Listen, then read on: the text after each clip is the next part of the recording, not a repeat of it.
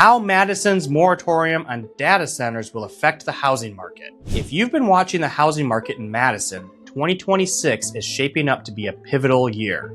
Affordability remains a huge issue, and the city is facing serious housing challenges. But now, with a major decision to pause the rise of data centers, how will this impact the already tight market? Let's dive into it. Madison is no stranger to housing problems. With an ever-growing demand for homes and limited supply, many residents are finding themselves priced out of the market. The city has set an ambitious goal of adding 15,000 new homes by 2030, but will that be enough? Well, a recent move may give us a clearer picture. So the housing problem. Madison's housing market is under intense pressure. Despite efforts to boost supply, affordability remains a top concern. With home prices rising and competition for available homes heating up, many first-time buyers are being squeezed out. The city's ambitious goal of 15,000 new homes by 2030 might help, but the reality is that we're still playing catch-up. Statewide, we need to add 140,000 new housing units by 2030 just to meet current demand. So the moratorium on data centers. Here's where things get interesting. Madison has just decided to pause the development of new data centers until 2027. These massive tech hubs are not only resource heavy, but they also require large amounts of land that could otherwise be used for housing. By placing a temporary moratorium on new data centers, the city is making room to address its most pressing need: more homes for its residents. Why the moratorium matters for housing? This moratorium is a strategic move to preserve land for housing development.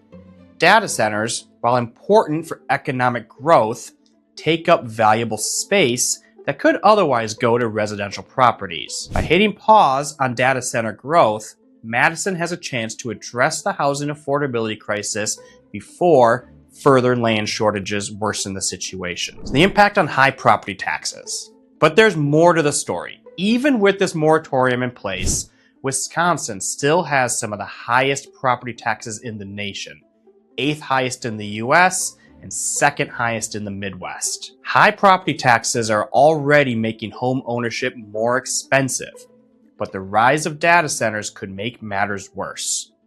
Here's why.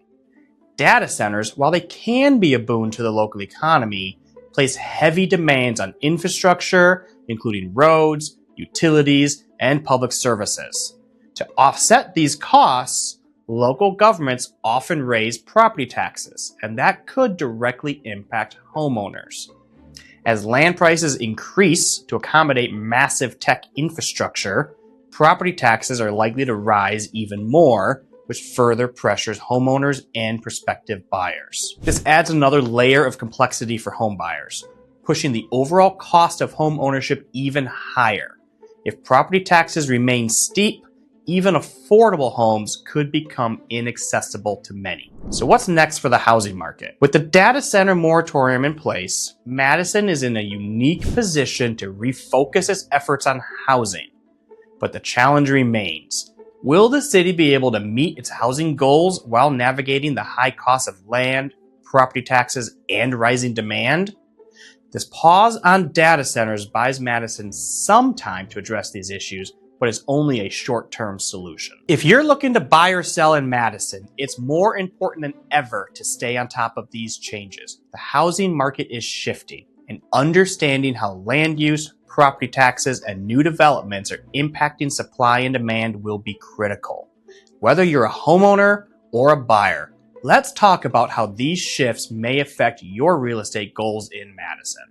Reach out to us today for more insights on how to navigate this changing market. You can call us at 608-345-6594, or you can email me directly at jdholt@kw.com. Thanks for watching our video today, and until next time, be well.